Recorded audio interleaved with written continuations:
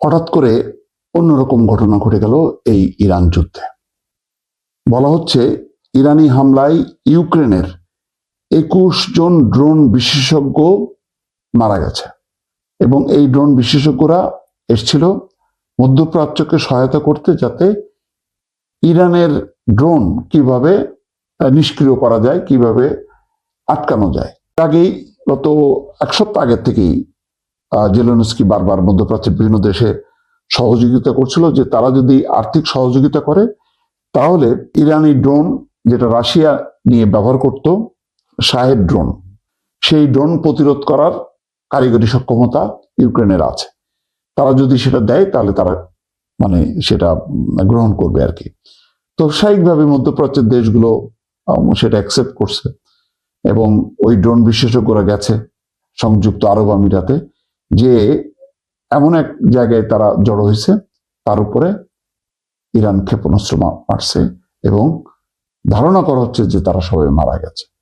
হামলাটি সংযুক্ত আরব আমিরাতে অবস্থিত ইউক্রেনের একটি ডিপোকে লক্ষ্য করে ইরানের ইসলামিক রেভলিউশনারি গার্ড অর্থাৎ আইআরজিসি পরিচালনা করেছে।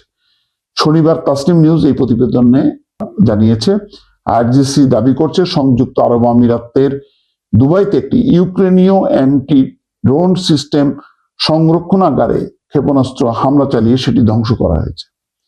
হামলায় 21 জন ইউক্রেনীয় নিহত হওয়ার সংখ্যা রয়েছে।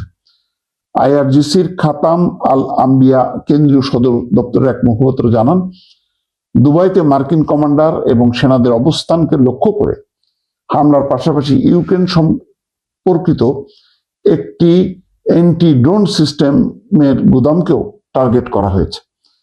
তিনি দাবি করছেন যে আইআরজিসির অ্যারোস্পেস ফোর্স এবং নৌবাহিনীর যৌথ অভিযানে এটি সম্পূর্ণ ধ্বংস করা হয়েছে।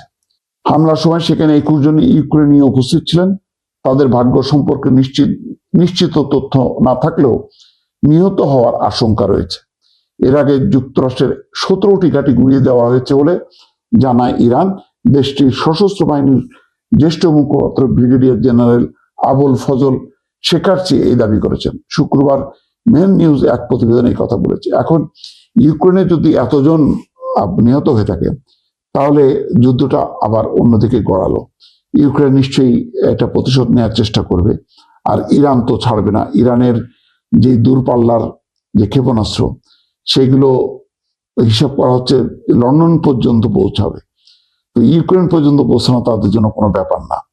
সুতরাং যদি নিশ্চিত হওয়া যায় যে সত্যি সত্যি ইউক্রেনের 21 জন ড্রোন বিশেষজ্ঞ এক হামলায় নিহত হয়েছে, তাহলে যুদ্ধের গতি প্রকৃতি আবার